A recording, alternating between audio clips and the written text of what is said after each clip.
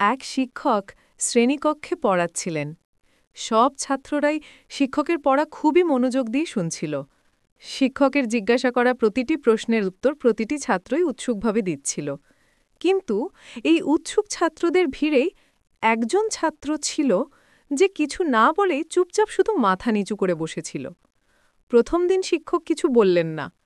প্রথম দিন থেকেই শিক্ষক তার দিকে নজর দিতে শুরু করেন।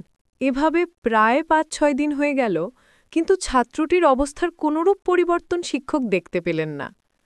একদিন ক্লাসের পর শিক্ষক সেই ছাত্রটিকে অফিস কমন রুমে ডাকলেন এবং বললেন, তোমাকে কয়েকদিন থেকে খুব উদাস দেখছি। ক্লাসেও মন দাও না, এক জায়গায় মাথা নিচু করে চুপচাপ বসে থাকো। কি ব্যাপার বলো তো? তুমি কি পড়া কিছু বুঝতে পারছো না, নাকি তোমার কোনো সমস্যা হয়েছে? ছাত্রটি কাঁপা কাঁপা গলায় বলল, স্যার, আমার জীবনে কিছুদিন আগে এমন কিছু ঘটনা হয়েছে যা আমি কিছুতেই মেনে নিতে পারছি না, আর এর জন্যই আমি খুব সমস্যায় আছি। কোনো কিছুতেই মন বসছে না, কিছুতেই বুঝতে পারছি না কি করব। শিক্ষক বললেন, আচ্ছা, এক কাজ কর, তুমি আজ সন্ধ্যায় আমার বাড়িতে এসো, কেমন? সন্ধ্যাবেলা যখন ছাত্রটি শিক্ষকের বাড়িতে এলো, তখন শিক্ষক ছাত্রটিকে ভিতরে বসার জন্য বললেন এবং তিনি রান্নাঘরে চলে গেলেন। ও শরবত বানাতে লাগলেন। তিনি ইচ্ছা করেই ছাত্রটির গ্লাসে বেশি বেশি লবণ দিয়ে দিলেন। এরপর শরবতের গ্লাস হাতে নিয়ে বাইরে এলেন এবং একটি গ্লাস ছাত্রটিকে দিয়ে বললেন, এই নাও শরবত।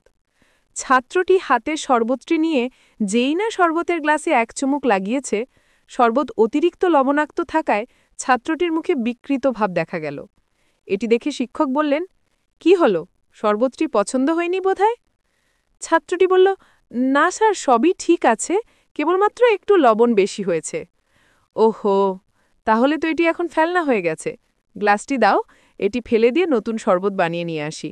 কিন্তু ছাত্রটি মানা করে বলল, না স্যার, খালি লবণটাই তো বেশি হয়েছে, একটু জল দিলেই ঠিক হয়ে যাবে। এই কথাটি শোনার পর শিক্ষক গম্ভীর হয়ে বললেন, তুমি একদম ঠিক বলেছ। শরবতটাকে নষ্ট না করে তাতে কিছু জল মিশিয়ে দিলেই এটি আবার খাওয়া